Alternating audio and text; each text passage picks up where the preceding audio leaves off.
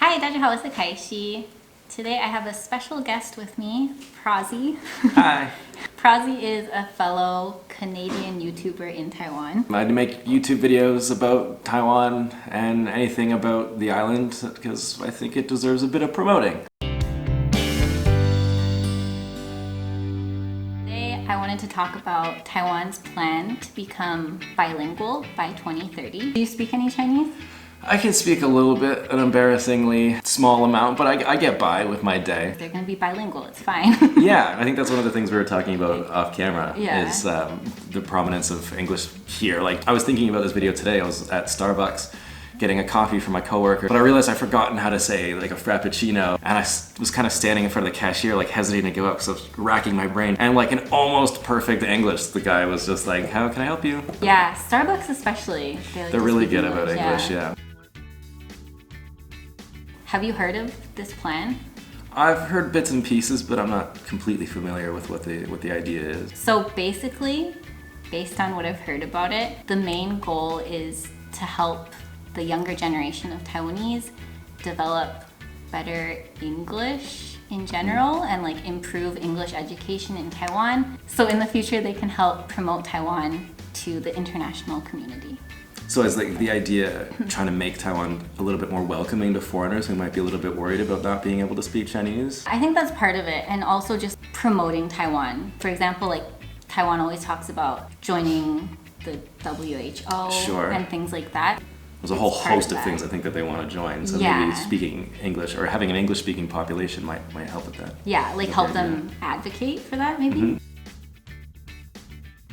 What do you think of Taiwan's English level right now? Well, I think it's impressive. Well, we have to compare it to something. I've got friends that live in Korea, Japan. I lived in China before, and I have to say, Taiwan has a very impressive English rate. Going out in my day-to-day life, I try to speak Chinese, but oftentimes I find that I'll speak Chinese and then they'll just speak English back to me because their English is going to be way better than my Chinese will ever be. I get that too. Your I think it Chinese is matters. really Like, good. I think they see foreigners and they're like, my English is pretty good, or I want to practice English, so they speak English. Well, there's two ways to go about it, because I also Yeah. have seen, like, if I walk into a restaurant, there'll be like a bunch of people working there, and only one of them speaks a little bit of English, and I can just see their soul just get crushed when I walk in, because all their foreigners are giggling and like, oh, you can speak English, go speak English, and That's she's like true. shaking because she's so nervous. So Yeah. I think there's a lot of different reactions to having to speak English, but in general, I would say it's really impressive. When my family came to Taiwan, they found it really convenient too, because they don't speak any Chinese or read any Chinese,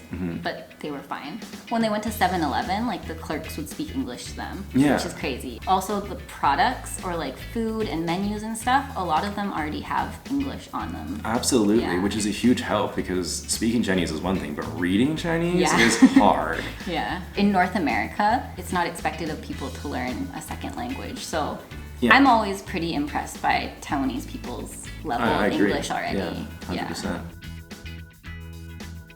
We're from Canada, so let's Yeah. go over Canada first. Sure. Like in Canada, what does being a bilingual country mean?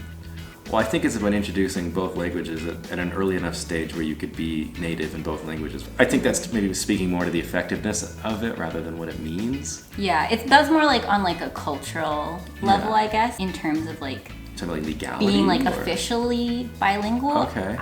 I think it would be more like having things being in both languages, like government documents and street like signs street and stuff, signs, yeah. products. Also, we learn French in school, right? So I did study really hard, but just to pass the exams. Right. So like right now I can't really speak any French.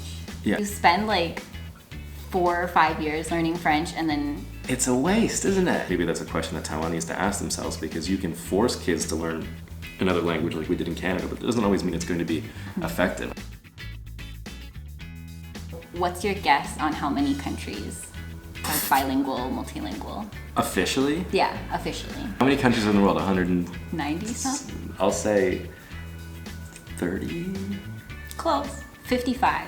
Okay, I wonder how many of them are African because of the colonization. It's true, a lot of them are African. Okay, Taiwan's technically bilingual already if Taiwanese is a national I don't, official it's not, language. There's a large portion of the population that can speak Taiwanese. yeah. That's something people bring up as well. If you're gonna make English an official language, like are there other languages that should be added into that as well? Sure, like I think Taiwanese totally should be an official like, language. Or like even like Hakka or indigenous languages.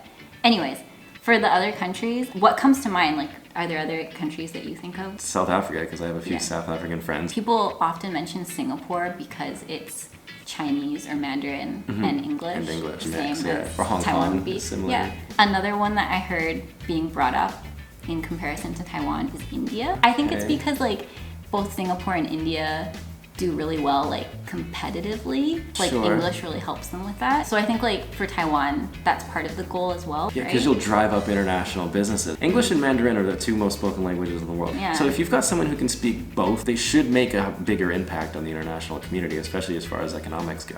So yeah, those are just a few of the countries in the world that are bilingual. Some people might wonder like what Taiwan can learn from those countries, but it's also kind of hard because like each country's history is different. Like India and Singapore, they were colonized, and then Taiwan, it's artificially been brought in rather than naturally via colonization, which is a really interesting thing. But I think Taiwan is like a really unique kind of situation. But I think that's an interesting position to put Taiwan in. They're going to have to lead the world in self-educate themselves without the direct help officially from other nations, which I think is going to be quite the task. The biggest part is about education.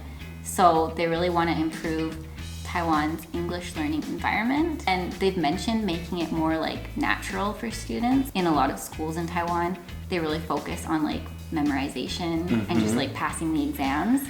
So they want to fix that problem. I think that's an amazing point and a great goal. And a lot of Taiwanese will complain about this. It's like we just study for the test and we take the test and then all of that information leaves my brain. Like there's no retention. Yeah. They also want to do more bilingual and like all English programs as well. Do you mean like extracurricular activities? I think it's like in the public schools. The other part to this plan that I noticed was English infrastructure, trying to internationalize Taiwan. So like in Canada, translating everything into both languages. Yeah. They're also doing it especially for tourists, like you mentioned. Like a lot of people come or are planning to come to Taiwan, but are kind of scared, like they won't be able to get by. It's a scary prospect to have to come to a country and not speak the language. I feel like for like tourism stuff, they already do pretty well. Definitely, it's a large part of their economy, I think, is tourism, Yeah, so I don't think that's a big issue, but I guess it makes sense as a goal. And then the other part was a bilingual friendly investment environment, which also makes sense. I think it's a good thing for the Taiwanese. It's something they really need because of some obvious challenges that they're facing. They definitely need a strong economy. And part of that's foreign investors, and I think that's a great way to go. Yeah, so I think that's it for this video. Do you have any final thoughts on this plan? I think it's a good idea if they have the best interests at heart, and I think that if you want your kid to speak English, then I think you're gonna have to do that at home and at school. That's just some advice. But yeah, about the policy, I don't think there's anything wrong with that. And I'm rooting for Taiwan, because if there isn't another nation that is doing something like this, if they are the first one who's bringing in English themselves, if they're gonna be the world leader there, I think it's a really good initiative. To bring Taiwan to the international stage, I think that's always good. Yeah, I think it'll be interesting to see how the plan goes.